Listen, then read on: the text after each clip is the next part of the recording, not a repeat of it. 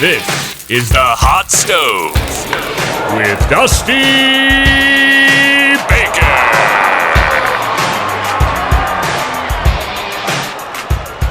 The San Francisco Giants may be the most complex team to assess at the trade deadline because just a week ago, maybe even you could say a little over a week ago, the Giants looked like clear sellers. Madison Bumgarner was making his final start as a Giant. You looked at Will Smith and Tony Watson as well as players that could be on the move, almost seemed destined to be on the move. But now, fast forward to this week of the deadline, the Giants all of a sudden look like they could be buyers instead of sellers. Really frustrating for a lot of teams around baseball because Will Smith would have been really nice to have at the back end of a bullpen, as would Watson. And on top of that, having Madison Bumgarner, a proven starting pitcher in the postseason, that would have been fantastic for a ton of teams. So all of a sudden, with them possibly off the market, the Giants need to make some type of move if they realistically want to address the fact that they are a buying team and a competing team.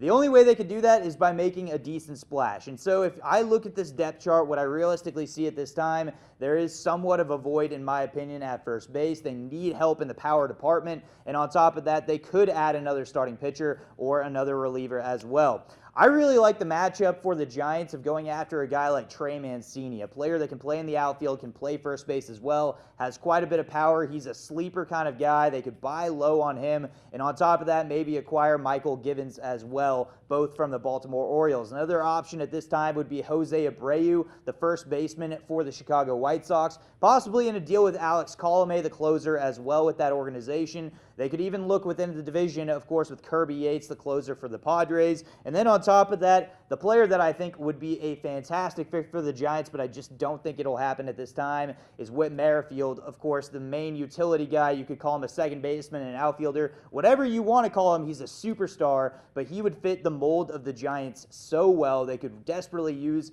a very consistent leadoff hitter, and that's what Merrifield is. I still don't think the Royals are going to part with him. However, for the Giants front, I think the most realistic option and the way that they will probably turn is with their interest in Trey Mancini. I think he will be headed to the Bay at the deadline. Hopefully for the Giants fans, they'll add a couple more pieces, but I don't expect them to go all in just because who knows what's going to happen in another week. If they were able to turn it around this quickly, could it flip? Could the switch obviously flip around this time? The only problem now is that with the August deadline no longer existing, they're pretty much throwing all their money into this one particular deadline, hoping that they can continue to succeed the way that they have moving forward as well. It's a very risky option the Giants are taking right now, but the GM Farhan Zaidi definitely has had those risks he's taken in the past with the Dodgers and the A's as well, and I don't expect anything different. I think the Giants will be buyers at the deadline and watch Trey Mancini be a Giant in the Bay Area by July 31st.